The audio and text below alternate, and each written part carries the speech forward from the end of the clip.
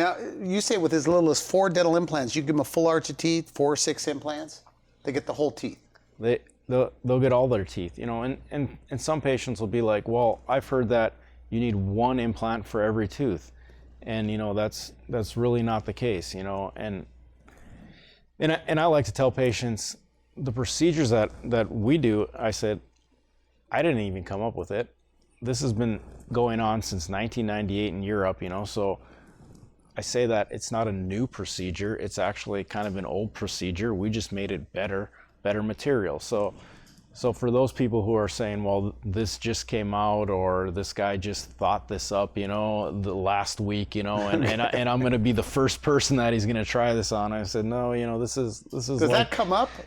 Well, you know, if I was seeing this for the first time and I'd be like, no one's doing this but this one guy, you know, but I said, well, I'm not the only guy across the country doing this. There's lots of dentists that are doing this kind of like we are. But, you know, this is a 25-year-old procedure.